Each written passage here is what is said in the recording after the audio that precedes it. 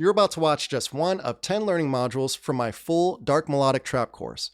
And I'm not gatekeeping, so you can access the course in its entirety in my free music creators community. In the free community, you'll be able to access the templates, the sounds, the presets, and the effects so that you could follow along and have a good foundation to start off with. And if you like what you learned from the course, then link up with me live in my Live Music Creators Academy. In the Academy, we'll have live Q&A sessions for direct feedback and review with beat critiques. You'll also get access to music and business workshops for you to start growing and developing and scaling your own online presence. To join, just click the link in the description. Dark trap melodies. So a lot of people will make the mistake of creating melodies that fall out of line with the dark chord progressions that they either tried to create or even were successful at creating. They run into this problem where when they try to create their melody, if they try to do anything outside of the notes in the chord, they run into some issues. And it's really because of one note. So this is a really crazy trick, because if you avoid this one note, no matter what, your melody, if you did the chord part right, if you got the chords right, your melody absolutely will be dark. The note that you want to avoid in every minor scale is the 7th note in the scale. So if we're playing in E minor, that would be D. We would want to avoid D. And that's why I don't have it highlighted here. Why are we avoiding that note? It's the same reason we're avoiding this chord. It automatically makes things happy. And the trigger for that is D. It's because of this note right here that's making this happy. Because you could still play these two notes, and then by changing D, you'll be back to where we were with our dark vibe. Just don't play D.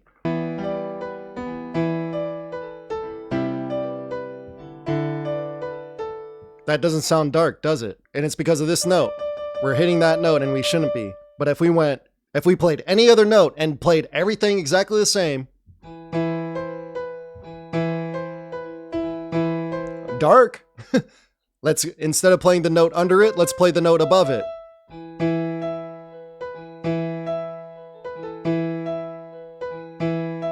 And all we're doing is avoiding this note. We're playing everything around it.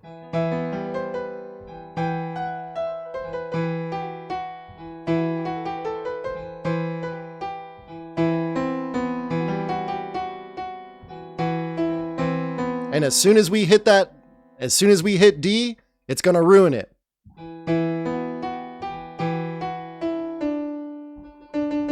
Nope. And that's not to say that we can never use D. Like I said, there's ways to do it, but I'm just helping you out by eliminating that note altogether so that you always stay dark. But here's how you could incorporate it and make it dark.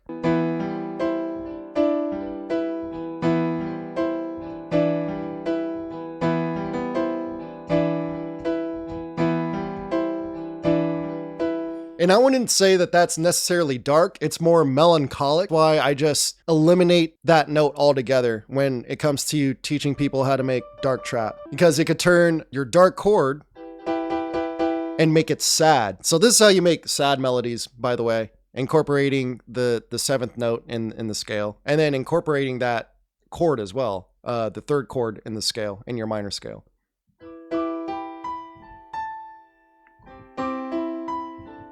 Kind of sad, right?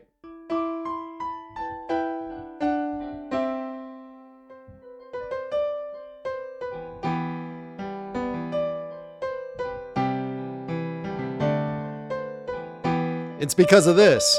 But just change that one note and play everything exactly the same. All of a sudden we have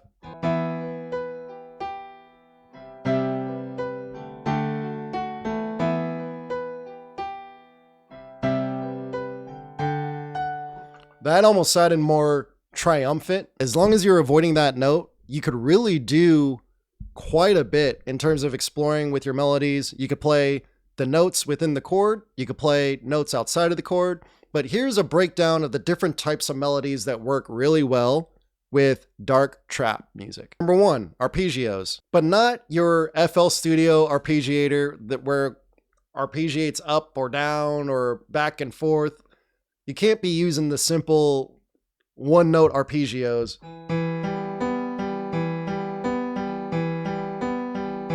I mean, you can, but it just doesn't sound interesting enough.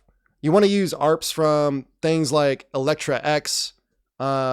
Pigments has a great MIDI generator that will that I definitely need to do a tutorial on because everyone sleeps on it. I literally see no one using it, and it's insane. But basically, your ARPs are just using the notes within your chord, and then it's playing each of those notes one at a time. However, in programs like Electra X, sometimes it'll play 2 notes, sometimes it'll play different melodic patterns, and those can be a lot more helpful for you to use than your typical arpeggiator settings inside of FL Studio. In the channel rack anyway. There's more arpeggiations that you can reach into within plugins like Riffer, but we're not going to get into that today. Just know that that's one of the styles that you can get into, where you're just using the notes from your chord.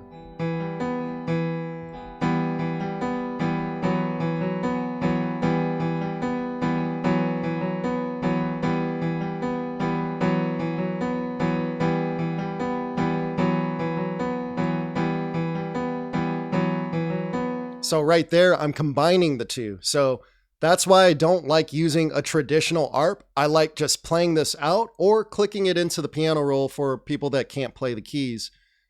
You're better off just creating your own pattern, your own rhythm off the top of your head and switching in between just playing the full chord and then breaking up the notes and then moving on to your next chord.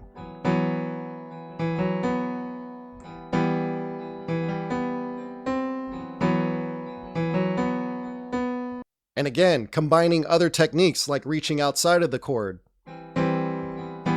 moving the second note or moving the third note, the top 2 notes.